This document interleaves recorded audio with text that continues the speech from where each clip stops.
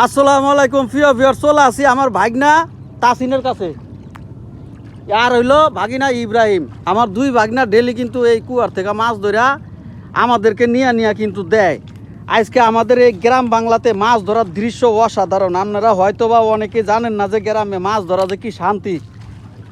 এ মামা তাসেন, পাইছস কিছু? ওরে আল্লাহ, কুচ্ছেও পাইছস? দেখছো আমার ভাগনা ইব্রাহিম ইব্রাহিম পাইছিলি রে?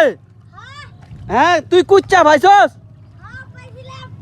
তুইও কুচ্চা ভাইছস? তো তেলাপি মাছ পাস নাই? হ্যাঁ দেখছো ভাই, দেখছো? হ্যাঁ, আমার ভাগিনারা কুচ্চা পাইছে, তেলাপিয়া মাছ পাইছে। এই যে দেখেন, আমরা কিন্তু এই ঝিলের মধ্যে, হ্যাঁ, আমাদের এই গ্রাম বাংলাতে সুন্দর মাছ ধরতেও অনেক শান্তি আর মজা। আমার ভাগিনারা ডেলি তেলাপি মাছ আইনা ডেলি বাজ্যা খায়, কোনো ভেজাল নাই।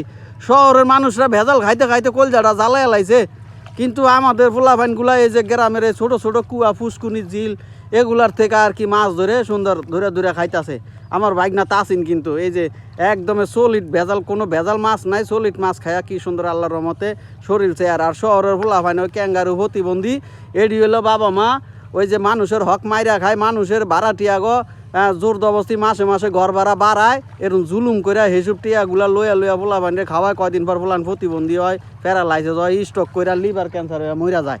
তো যাক, কোনো ভেজাল নাই, আমরা সাদা সিধা মানুষ, আমরা গ্রামের মানুষ। আমাদের জন্য আমার ভাগনা ইব্রাহিমে হেসুমকে একটা তেলাপি মাছ পাইছিল, আর ভাগিনা একটা কুচ্চা পাইছিল। হ্যাঁ, আহারে ওই একটা ছুটতে গেছে গা বলে একটু আগে, দেখছেন? এই যে আমাদের গ্রামের দৃশ্য কত সুন্দর। হ্যাঁ, আপনারা কিন্তু আমাদের গ্রামে আইবেন, গ্রামে আইসা মাছ নিয়ে যাইবেন গা।